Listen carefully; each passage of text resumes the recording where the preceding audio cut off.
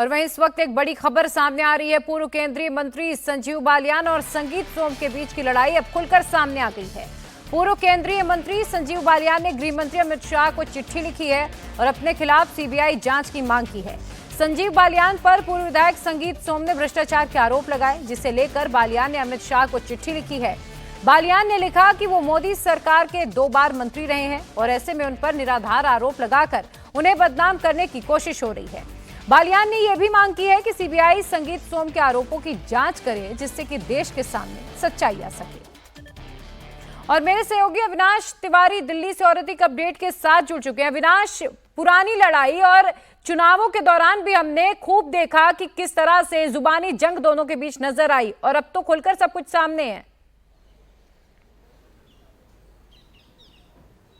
जी बिल्कुल प्रिया, अगर बात करें तो जब लोकसभा चुनाव के नतीजे आए और संजीव बालियान मुजफ्फरनगर लोकसभा सीट से चुनाव हार गए, उसके बाद से ही वो लगातार इस बात का जिक्र कर रहे थे कि संगीत सोम की बहुत बड़ी भूमिका रही है उनको चुनाव हरवाने में, और उन्हीं की वजह से शायद उनको उस तरीके से वोट नहीं मिल पाए जैसा कि मिलना चाहिए था, और वो जीत सकते थे। लेकिन संगीत सोम ने कहीं ना कहीं भीतरघात किया और खुलकर सबके सामने आकर के उनका विरोध किया। यही कारण है कि वो चुनाव हार गए। उसके बाद संजीव बालियान ने प्रेस कॉन्फ्रेंस की और तमाम सारे आरोप संगीत सोम पर भी लगाए, जिसके बाद संगीत सोम ने प्रेस कॉन्फ्रेंस करके संजीव बालियान पर भ्रष्टाचार का आरोप लगाया और कहा कि मंत्री रहते हुए उन्होंने मुजफ्फरनगर में और इसके अलावा विदेशों में भी कई जगह पर जमीन बनाई है और अपने तमाम सारे सहयोगियों को फायदा पहुंचाया है। उसी के बाद अगर बात करें तो आज संजीव बालियान ने गृह मंत्री अमित शाह को चिट्ठी लिख दी है और साफ तौर पर यह कहा कि उनके ऊपर जो आरोप लगे हैं उसकी सीबीआई के द्वारा चाहे जांच कराई जाए या फिर किसी उच्च स्तरीय जांच समिति का गठन करके इस पूरे मामले की जांच कराई जा सके, जिससे कि जो उनकी छवि के ऊपर एक धूमिल करने का प्रयास किया जा रहा है उसको पूरी निष्पक्षता के साथ जांच के बाद सामने आए कि मामला आखिर क्या है